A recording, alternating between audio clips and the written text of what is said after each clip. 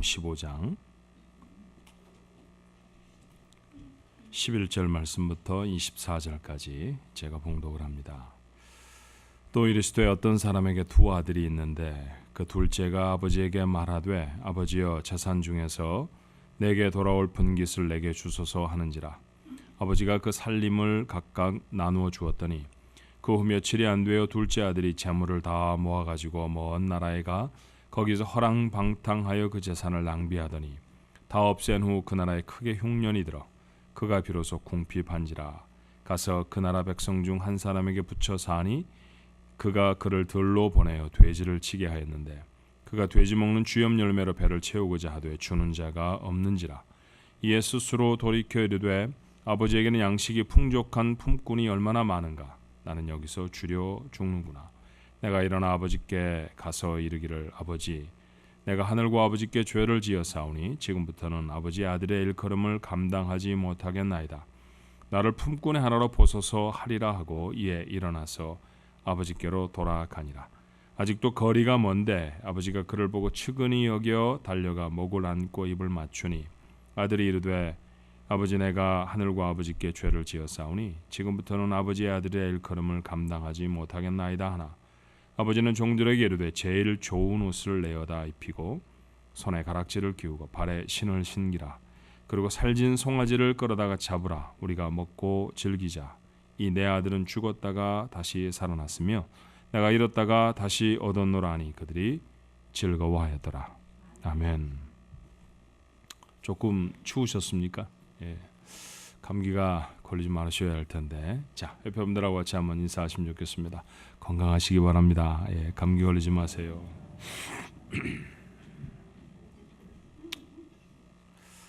누가복음 15장에는 세 개의 주님이 하신 이야기가 있습니다. 하나는 잃은 양을 다시 찾는 이야기, 잃어버린 동전의 이야기, 그리고 집을 나간 탕자의 이야기이죠. 그 셋 중에 아마 가장 유명한 말씀, 가장 잘 알고 있는 말씀은 돌아온 탕자의 이야기, 오늘 본문의 말씀일 겁니다. 그래서 저희 교회 식구들은 별명으로 기억하죠. 돌아온 탕자의 이야기를 줄여서 돌탕의 이야기 이렇게 이야기도 합니다. 교회는 감자탕만 있는 게 아니라 돌탕도 있습니다. 그렇죠? 네. 그런데 여러분 돌아온 탕자 그렇게 주목을 해서 본문을 읽어보면 사실은 탕자, 아들 이런 이야기보다는 아버지라는 단어가 훨씬 더 많이 나오는 거 아세요? 읽다 보면 아버지라는 단어가 아들이라는 표현보다 훨씬 많이 등장을 합니다. 많이 등장하면 곧 주인공이라는 거잖아요. 그러니까 이 말씀은 결국 누가 주인공이라는 얘기입니까? 아들이 아니라 아버지가 주인공입니다. 우리는 본문에서 아버지의 마음을 읽어요. 자, 오늘 본문이 소개하고 있는 아버지의 마음은 어떤 걸까요? 둘째 아들은 아버지에게 미리 재산을 달라고 합니다. 이런 일이 있으면 안 되죠. 원래 재산이라는 것이 아버지가 경제활동을 하지 못하거나 아니면 세상을 떠나시게 됐을 때 자녀들에게 유산으로 분배되는 것이 오늘날까지도 자연스러운 일입니다. 훨씬 더 가부장적인 유대 사회에서야 두말할 것도 없죠. 그런데 아버지가 살아계시고 여전히 아버지가 무언가를 하고 계시는데 내 몫이 있죠. 제 몫을 주십시오. 이런 거는 듣는 아버지도 불쾌할 것이고요. 그런 이야기를 하는 아들은 못된 아들입니다. 아마 주님의 이야기 속에는 생략되어 있겠지만 그렇게 재산 나눠 달라고 해서 철커덕 나눠주는 아버지 우리도 그러지 않을 것이지만 그 당시에 유대의 아버지들도 그러지 않았을 거예요. 설득을 했겠죠. 죽으면 다 돌아간다 라든지 아니면 아직은 네가 그 재산을 관리할 능력이 없다 라고 하는 말들로 아마 그를 설득했을 것입니다. 설득이 안 됐을까요? 아니면 아버지가 아예 재산 반을 덜어내서 이 친구를 좀 교육시키자고 다짐을 하셨던 걸까요? 어떻든 재산은 나누어졌고요. 아들은 며칠이 못 가서 먼 나라로 갔다고 했습니다. 어떤 나라인가는 중요하지 않습니다. 먼 나라가 중요한 것이죠. 될 수 있는 대로 아버지에게서부터 멀리만 가면 됩니다. 제가 동부에 있을 때 아이들이 대학을 진학하게 되면 보통 묻잖아요. 12학년, 11학년한테 어떤 대학을 가고 싶으니 그렇게 말하면 전부 다 이구동성을 하는 얘기가 far college였어요. far college. 먼 학교를 가고 싶습니다. 이상하죠. 동부에 있는 아이들은 서부에 있는 학교로 오고 서부에 보니까 동부로 또 갑니다. 근데 가서 몇 개월이 되지 못해 정말 눈에서 피눈물을 흘리죠. 돌아오고 싶은데 비행기표가 너무 비싸서 못 돌아오는 거예요. 그렇게 발을 동동 구르며 4년을 지나는 아이들이 적지 않답니다. 떠나봐야 알기는 아는 것 같아요. 자, 이 아들도 먼 나라로 갔습니다. 아버지의 시선에서부터 멀어졌으니까 허랑방탕했다고 했죠. 아버지의 평생 모은 재물을 절반이라도 허비하려고 하면 제법 시간이 걸렸을 거예요. 제 땀 흘려서 벌지 않은 돈은 정말 쉽게 없어지는 것 여러분도 좀 아시죠? 아주 쉽게 없어졌답니다. 자, 망하고 어려워졌습니다. 그래서 그 나라의 백성 중 하나에게 붙여 살았다고 했어요. 도부살이했다는 거죠. 돼지우리에서 돼지가 먹는 음식을 얻어 먹으려고 했는데 이것도 주는 사람이 없다고 했으니까 당시 그 나라의 형편이 얼마나 각박했는지를 알 수 있을 것 같아요. 그렇게 또 얼마간의 세월이 지났겠죠. 자, 배가 고파서 죽겠습니다. 사람 모양 안 되는 것은 둘째치고 말이죠. 근데 이제 먹을 게 없어서 살 수가 없어요. 그때 돼서야, 죽을 때가 돼서야 아버지 집으로 돌아옵니다. 그런데 마을 입구에 아버지가 기다리고 서 계세요.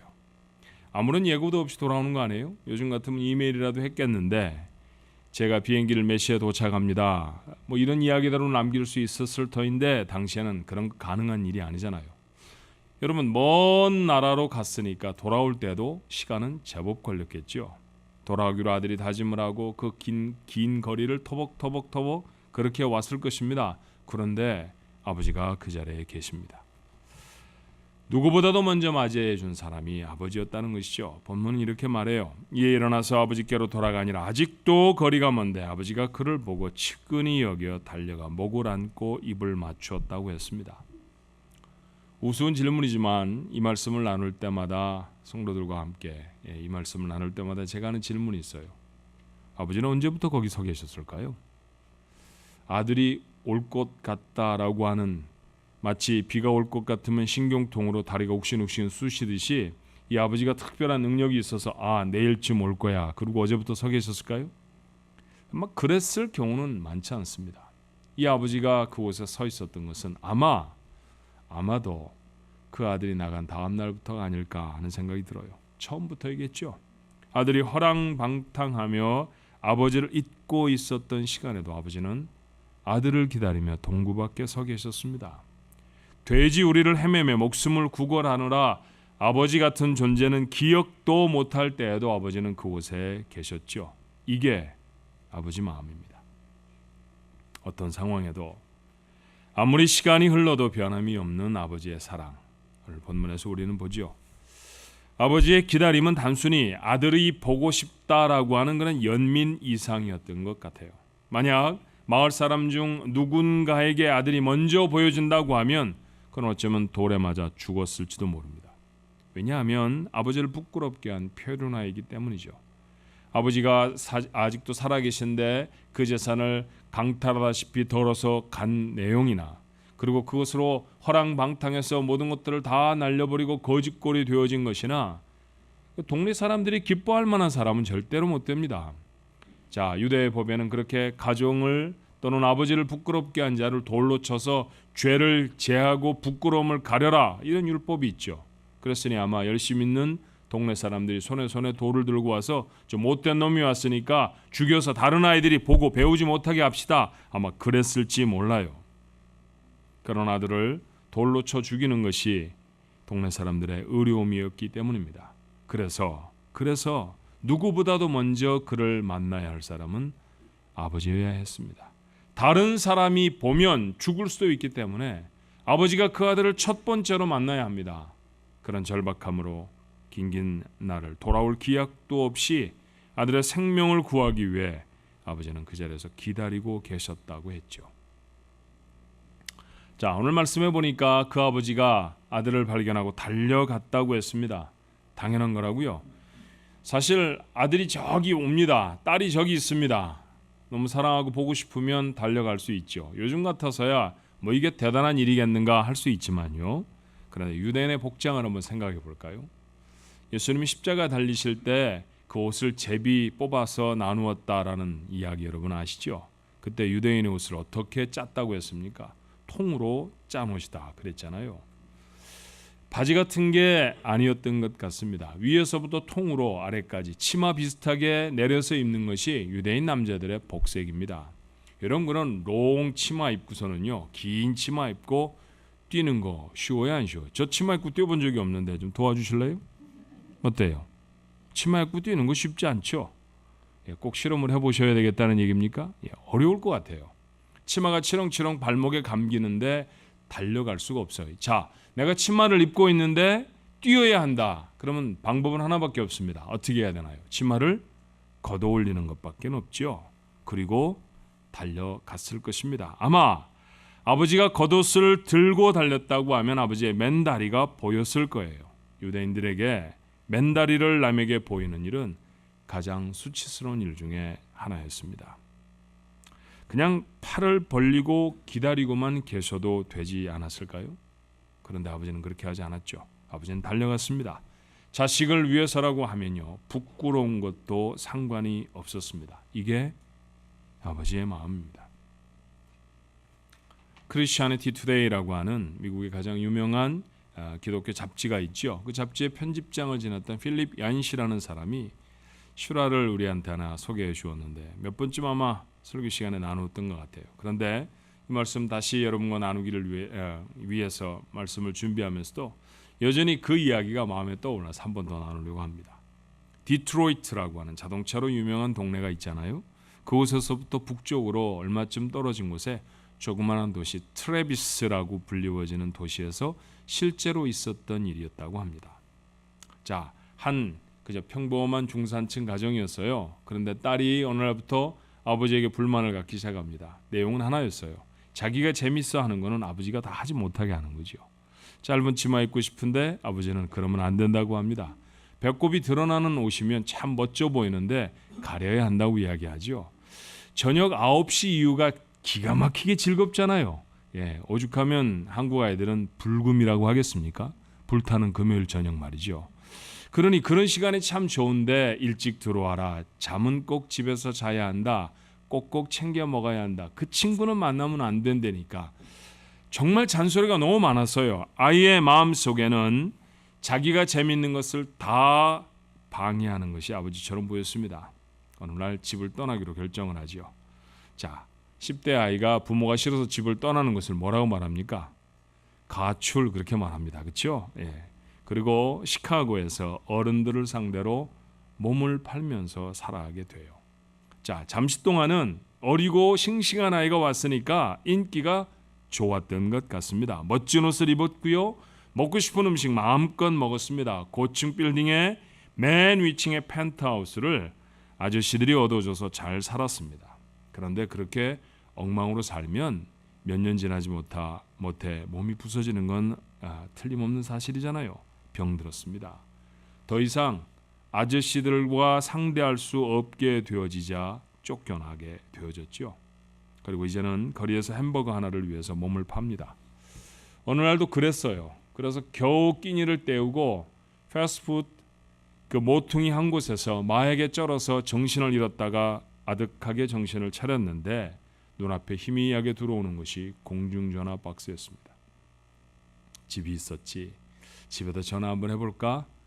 그래도 다행인 것은 주머니를 뒤져보니까 전화 걸 만한 돈이 있었어요. 그래서 전화를 겁니다. 신호가 뚝뚝 가는데 심장이 콩당콩당 합니다. 아빠가 받으면 어떻게 하지?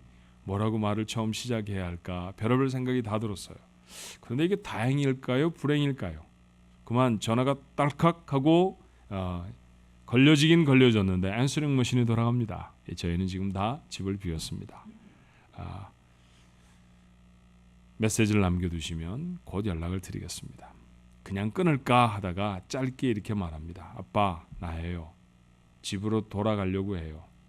밤 11시쯤 도착할 것 같은데 정류장에 아빠가 없으면 그냥 지나갈 거예요. 그러고선 전화를 끊어요. 버스표를 살까 말까 또 한참 망설였다고 해요. 그러다가 이 아이는 버스표를 샀습니다. 그리고 버스를 탔죠. 집에까지 가는 시간이 한 6시간쯤 걸렸답니다. 불안한 시간입니다. 마침내 눈에 익은 동네에 들어왔어요. 그곳에서 한 1분, 2분쯤 자동차가 서서 탈 사람 타고 내릴 사람 내리고 중간 정류장입니다. 자, 밤 11시에 텅 빈 이 시외버스 터미널 그렇잖아요. 아빠가 과연 서 있을까?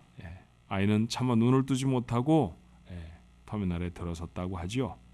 플라스틱 의자가 3개밖에 없는 조그마한 정류장이었습니다. 그런데요, 그 정류장에 들어서자마자 깜짝 놀랄 광경이 펼쳐지는 거예요. 의자는 3개밖에 없는데 친척들 30명이 남아 있는 겁니다. 머리에다 꽃갈 모자를 쓰고요. 가지고 있는 악기들은 다 동원을 해서 웃기는 북도 치고 피리도 불러주고 막 그러면서 잔뜩 모여서 서서 그 11시에 도착하는 버스를 환영하는 거죠. 그리고 벽 뒤쪽에는 헤아릴 수도 없이 많은 배너들이 이렇게 붙어 있습니다. Welcome back home. Welcome back home. 그리고 그 가운데 아버지가 계셨죠. 얼굴에 마스카라를 진하게 묻히고 입술은 쥐 잡아먹은 것처럼 시뻘겋게 하고 다 빵꾸난 타이즈를 신고 그렇게 다 베려버린 몸으로 내려오는 딸을요 꼭 안아줍니다. 그렇고 그런 소녀의 삶을 아는 사람들이에요. 몸 팔며 산대 마약에 쩔었대지 아마 집에 안 돌아올 거야. 그런 얘기 왜 안 했겠어요? 그렇게 그 아이의 삶을 대부분 아는 사람들 사이에서 아빠는 마치 그 딸이 박사 학위라도 받고 집으로 돌아오는 것처럼 자랑스럽게 맞이합니다. 이유가 무엇이었을까요? 잃어버렸다가 다시 찾았기 때문이죠. 죽었다가 다시 얻었기 때문입니다. 같은 아버지의 마음을 본문은 이렇게 적었어요. 32절에 이 내 동생은 죽었다가 살아났으며 내가 잃었다가 얻었기로 우리가 즐거워하고 기뻐하는 것이 마땅하다 하니라. 자식이 아무리 부끄러운 모습에도 부모는 부끄러워하지 않습니다. 그게 진짜 아버지입니다. 그게 진짜 엄마이죠. 이게 아버지의 마음이라고 했어요. 자, 영어 성경은 그 아버지의 마음을 compassion이라고 적었죠. 함께라고 하는 말을 뜻하는 come이라는 단어와 그리고 느끼다를 말하는 passion의 합성어입니다. 측은히 여겼다라는 말은 무슨 뜻일까요? 같이 느끼는 거예요. 거짓골이 되어져서 돌아오는 아들의 모습을 다른 사람들이 보았다고 하면 어떻게 생각했을까요? 꼴 좋다, 벌 받은 거야, 못된 놈 같으니라고. 그런데 아버지는 아들이 가졌을 부끄러움, 미안함, 두려움, 슬픔, 고통 그런 것들로 아들을 봅니다. 그것을 공유하는 아버지가 아들의 허물에도 불구하고 그를 안아 반길 수 있었죠. 이게 아버지의 마음입니다. 아버지는 돌아온 아들에게 무엇을 주었나요? 오늘 누가복음 본문의 말씀에 보니까 22절로 23절은 이렇게 말합니다. 아버지는 종들에게 이르되 제일 좋은 옷을 내어다가 입히고 손에 가락지를 끼우고 발에 신을 신기라. 그리고 살진 송아지를 끌어다가 잡으라. 우리가 먹고 즐기자. 옷을 제일 좋은 옷을 입혔습니다. 손에 반지를 끼워 주었죠. 재산을 덜어먹었는데 또 인감도장 하나 만들어 그의 주머니에 채워진 거나 다름이 없어요. 당시의 사람들 증명서에 도장 찍을 때 반지로 보통 찍었거든요. 발에 신을 신겨 주었습니다. 살진 송아지를 잡습니다. 신발도 신지 못한 채 돼지밥이나 구걸하던 그에게는 놀랍고도 과분한 것이었습니다. 아버지의 재산을 떼어내어 의기양양하게 아버지를 떠났던 모습하고는 얼마나 다른가요? 네, 여러분, 놓치지 말고 봐야 합니다. 아들이 받은 건 정말 옷이었을까요? 아들이 얻은 건 반지입니까? 전에 신지 못하고 살았던 신발인가요? 오랫도록 굶주리고 먹어보지 못했던 필라미노잉이었습니까? 아니었습니다. 아들이 정말로 받은 것은 그 모든 것이 아니라 아들로 받아들여진 것이죠. 아들의 신분을 되찾은 것입니다. 송아지를 10마리쯤 준다고 해도 그 호가는 바꿀 수가 없잖아요. 정말 그 아버지가 그 아들에게 주고 싶었던 것은 아들의 지위를 회복해 준 것이었습니다. 그가 돌아와 아버지에게 했던 첫 마디가 무엇인지 여러분 아시죠? 21절에 아들이 가로되 아버지여 내가 하늘과 아버지께 죄를 얻었사오니 지금부터는 아버지의 아들이라 일컬음을 감당치 못하겠나이다. 종으로 써주셔도 과분한 것이라는 얘기죠. 배만 골치 않아도 다행이다. 그러고 돌아왔었습니다. 그런데 그런 그를 아버지는 아들로 회복시켜 주셨습니다. 단 한마디의 책망도 비난도 없이 그냥 아들로 받으셨어요. 온 동네를 다 모으고 잔치를 배설한 이유도 말입니다.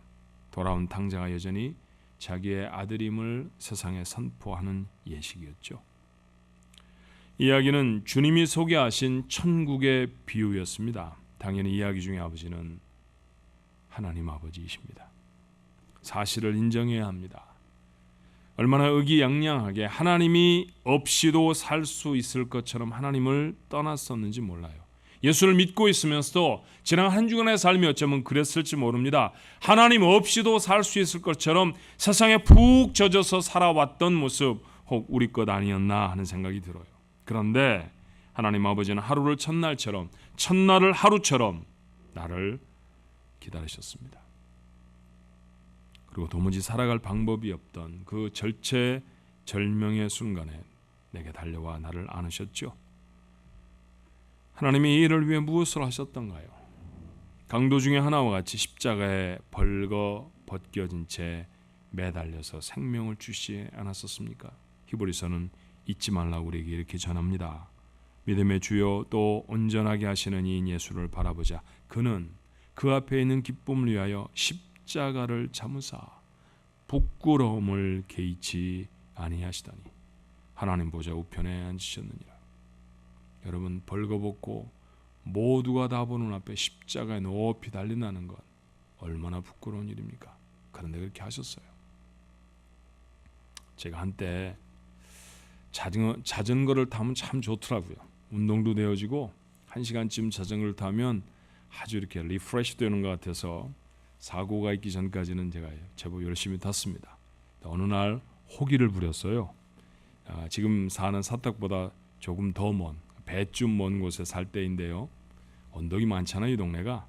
그 언덕에도 불구하고 제가 교회를 자전거로 출근을 하겠다고 했습니다. 안 될 것 같은데 저희 집사람이 그렇게 얘기했죠. 근데 그게 비위를 더 상하게 했어요. 내가 반드시 되는 것을 보여주리라. 그리고 자전거를 타고 나섰습니다. 그리고 막 언덕을 올라가고 또 뭐 고속도로를 막 생명을 걸고 넘어가고 이래가면서 교회까지 왔는데 예상 시간보다도 훨씬 더 걸렸죠. 한 1시간 40분쯤 걸려서 자전거를 타고 이렇게 교회에 도착을 했어요. 미리 이제 저희 식구가 교회에다가 전화를 걸어놨더라고요. 목사님이 고집을 부리고 자전거를 타고 교회를 간다고 했는데 생각컨대 1시간쯤 걸릴 것 같습니다. 만약 1시간이 걸려도 안 돌아오면 어디선가 쓰러져 있을 것이니까 목사님들은 교회 쪽에서 찾아오고 나는 집에서부터 찾아가도록 하십시다. 이렇게 이미 계약이 돼 있는 상태였습니다. 교회에 딱 도착을 했죠. 그리고 얼마나 뿌듯했는지 몰라요. 내가 정말 해냈구나. 그래서 자전거에서 턱 내리는데 교회 문을 총 열고 기도를 마치는 우리 집사님 권사님들 한 5명 정도가 턱 나오시는 거예요. 그런데 그때 제가 반가워할 수만은 없었습니다. 제 복장이 좀 문제가 있었거든요. 자전거 타는 사람들의 복장을 아십니까? 거의 다리가 다 바짝 탁 붙어있는 아이들 타이즈 같은 것에다가 이건 조금 부끄러운 옷이었어요. 이제 어떻게 할 수가 없더라고요. 그러고선 다시는 자전거 타고 교회 안 옵니다. 누구를 만날까 봐요. 자전거 타는 게 힘이 들어서가 아니라 부끄러워서 못 하겠더라고요. 벌거벗고 있다고 하면요. 벌거벗겨진 모습을 모두가 다 본다고 하면요. 그건 얼마나 고통스럽고 얼마나 수치스러운 일이겠습니까? 그런데 하나님은 방탕한 자식, 나 하나 얻을 수 있다고 하면 창조주의 권세도 능력도 땅에 다 내려놓으십니다. 그 황송한 감사를 시편 기자는 이렇게 고백했어요. 시편 8편 3절로 4절에 주의 손가락으로 만드신 주의 하늘과 주께서 베풀으신 달과 별들을 내가 보오니, 그렇죠. 하늘의 별들 하나님이 다 붙여 다루셨다는 것이죠. 그렇게 달 안에 있었던 손에 못이 박힐 수 있습니까? 그런 능력을 가지셨던 주님의 옷을 벗겨낼 자가 있을까요? 그런데 그랬다는 것입니다. 시편 기자는 계속해요. 사람이 무엇이관데 주께서 그를 생각하시며 인자가 무엇이기에 주께서 그를 돌보시나이까. 그렇게 아버지 집으로 돌아왔습니다. 그런데 아직도 아버지가 채워진 반지나 만지작 거리고 있고요. 입고 있는 옷 때깔이나 빛에 비춰보고 기름이 흐르는 고기에만 눈이 머물러 있는 것은 아닌가 싶어요. 아닙니다. 우리가 받은 건 반지 하나, 옷 한 벌, 한때 먹은 맛있는 음식 아닙니다. 우리가 받은 것은 아들 되어짐, 딸 되어짐이죠. 책망하지 않으시고 나를 받으신 하나님의 사랑입니다. 그러므로 성경은 우리의 자녀됨이 권세라고 선언해요. 요한복음 1장 12절이죠. 영접하는 자 곧 그 이름을 믿는 자들에게는 하나님의 자녀가 되는 권세를 주셨으니. 이 말씀 기억하십니까? 모세가 자신의 삶을 내려놓으며 이제 팔레스타인 땅으로 들어가야 할 자신의 생명처럼 소중한 이스라엘 백성들을 떠나보내며 했던 이야기입니다. 신명기 33장 29절에 이스라엘이여 너는 행복자로다. 여호와의 구원을 너같이 얻은 백성이 누구뇨? 우리를 왜 행복자라고 했을까요? 돌아올 아버지가 계셨기 때문입니다. 그 아버지가 온갖 수치에도 불구하고 나를 받으셨기 때문이죠. 하나님이 나를 그렇게 사랑하시는 내 아버지이시기 때문입니다. 하늘 아버지의 나를 향한 마음을 알면 내가 얻고 누리는 구원이 무엇인지도 분명해지죠. 이것이 분명한 사람은 여전히 광야 같은 삶의 발을 딛고 있어도 머리가 벗겨질 것 같은 이글거리는 태양처럼 그런 따가운 고난이 있어도 행복하다 말할 수 있습니다. 그것이 오늘 누가복음 15장으로 아버지의 마음을 읽는 여러분과 제 삶이 되었으면 참 좋겠습니다. 우리같이 행복한 자는 세상에 없습니다. 이유가 무엇일까요? 아버지가 계셨기 때문입니다. 아버지가 나를 받으셨기 때문입니다. 그 감격으로 남은 생애를 사는 여러분 되시길 축원합니다. 기도하십시다. 은혜와 사랑이 많으신 하나님, 마음에 소망하고 이루려고 하는 것, 그것 좀 잘 되면 복받은 사람인 것처럼 생각하고 마음의 소원들이 좌절이 되곤 하면 그저 비관하고 절망하며 살았던 삶의 모습이 저희가 아니었나 싶습니다. 그런데 우리가 받은 구원이 무엇이었는지를 오늘 누가복음 15장 이 탕자를 맞아들이는 아버지의 마음을 통해 나를 받으셨던 아버지의 마음을 봅니다. 우리도 주님 그렇게 살지 않았습니까? 세상 모퉁이를 제멋대로 살던 자들, 하나님 없이도 살 수 있을 것처럼 생각됐던 시간들, 하나님 저희들도 있었습니다.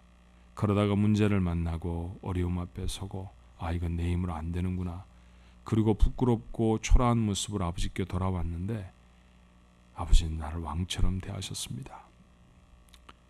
그런 못된 짓 왜 했느냐고 한마디 추궁도 안 하시고 그저 입을 맞추시고 옷을 갈아입히시고 가장 좋은 것으로 잔치를 벌려주시고 모든 사람 앞에 내가 이렇게 사랑한다라고 증거하시고 선포해 주셨습니다. 하나님, 이 감격이 우리 마음에 항상 살아있게 해주옵소서. 만나고 경험하는 고난과 어려움으로 하나님의 은혜와 구원이 가리워지지 않게 하시고 여전히 우리를 향해 베푸신 하나님의 사랑 때문에 행복하고 감사한 인생, 그것이 오늘 누가복음 15장을 열어 아버지의 마음을 읽는 우리 가족들의 마음이 되게 하옵소서. 예수님 이름으로 간절히 기도하옵나이다. 아멘.